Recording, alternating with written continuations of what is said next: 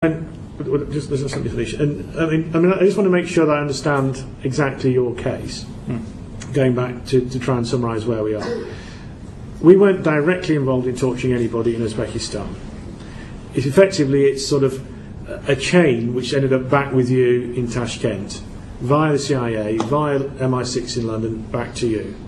It's not like the allegations we've had concerning Pakistan, for example, where we're there in the prison cell asking the questions when somebody may have been tortured before. That's the allegation. Now, this is a much more remote chain of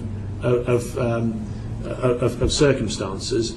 But your argument is that because Uzbekistan is a known country, a country where torture is indigenous to the way of life, as it were, that evidence was being obtained by the CIA indirectly from the Uzbeks and then supplied to MI6, and then the sum totality must have been known to ministers, and although we weren't directly involved through this chain, that is sufficient in your view to create an allegation of complicity of the UK in torture in Uzbekistan. I would agree with that, and I would that's the summary of your case. No, there's one thing I would add to it. My case is that because I was fortunately a member of the senior civil service, because I was an ambassador, and because I was arguing against this, I was able to get given high-level policy direction and told that ministers had decided we would get intelligence from torture. And it's the fact that ministers made that decision which is the background to what was happening in Pakistan, for example. It's not that MI5 operatives were acting independently. They were pursuing a policy framework set ministerially, and that's what I can tell you. So ministers specifically use the words torture or evidence from the CIA, no questions, turn a blind eye?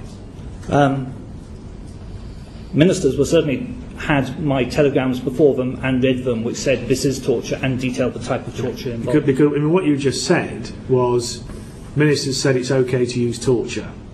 Now, I think I said ministers say it's okay to use intelligence from torture.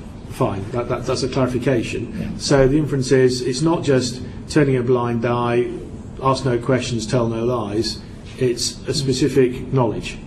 Nobody ever argued to me once that the Uzbek intelligence we were discussing didn't come from torture, for example. Everyone accepted it was torture, it was intelligence from torture, and the question is, do we accept it or not? Nobody ever said, oh, it's not actually torture. Okay. Yeah, Mr. Murray, presumably when you were in post in Uzbekistan, you had frequent or occasional meetings with other British ambassadors in the region? Hardly ever, in fact. We met in Brussels on one occasion, but no, we didn't have regional meetings. But you occasionally met other ambassadors, even if just in Brussels. Yeah. My point is, did you ever discuss with your ambassadorial colleagues the issues you just raised with us? In other words, the change of British government policy and so on? I did indeed. And what was their response? Mostly, I think rather you than me would be the best way to sum up their response. Rather you mean Tashkent, rather you me raising the issue? Rather than you and me raising the issue. And there was, when I drafted that first telegram, which genuinely was drafted in the expectation that the government would want to stop the practice, and they knew of it. I showed it to a colleague in my political section in Tashkent, and he handed it back to me saying, well, it's a long resignation note.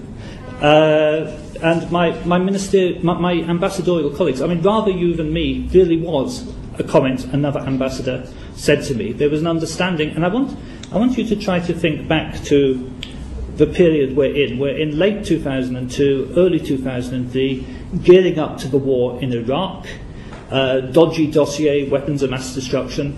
Saying intelligence is unreliable at that stage was quite a difficult thing to do internally, because it cut across all the false intelligence on Iraq issues as well. And there was a feeling that if you raised these things, you were going to get in trouble, as indeed I did.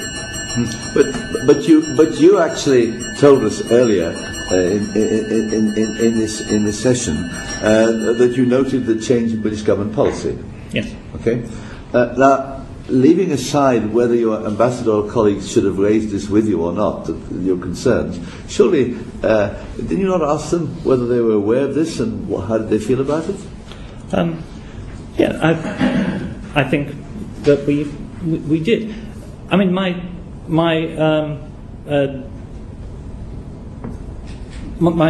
general point is, I think, that my ambassadorial colleagues all sympathised with the position I was in and tended to agree with me that we shouldn't be doing this sort of thing, but weren't willing to put their own careers at risk because it was perceived that the state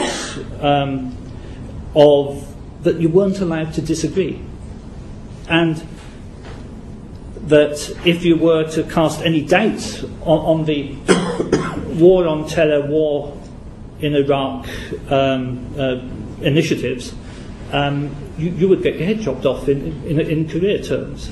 And I'd like to put this to you, and I'd like you to consider it seriously. I was seeing intelligence in Uzbekistan, which I've told you the purpose of it was to exaggerate the Islamic threat in Central Asia. At the same time, and this is absolutely contemporary with the intelligence on Iraqi weapons of mass destruction, which exaggerated that threat. At the same time, the waterboarding was happening in the US, which we know now was aimed partly at, or largely aimed at persuading al-Qaeda operatives to confess to a link with Iraq. There was a vogue for false intelligence. There was a vogue for false intelligence. And to query, and the false intelligence built up the rationale for the war in Iraq, and the rationale for the alliance with Uzbekistan and other things. And if you were beyond our terms of querying that, you were in trouble. I don't think we are, because I'm arguing that the purpose of the complicity with torture was because torture gives you intelligence which is false. Torture does not give you the truth. And there was an appetite for false intelligence. And that is the truth.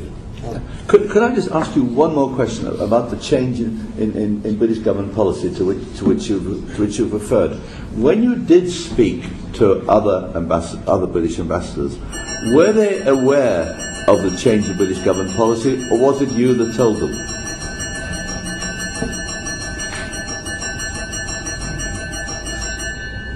I think it was I that told them. I believe it was I that told them.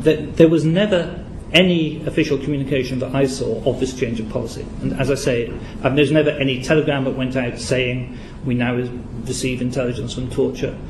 It was something which you were just meant to absorb as the practice now. It wasn't written down. And these ambassadors you were talking to were also from countries with rather questionable human rights records. Yes, though not mostly not as bad. Mostly not as bad.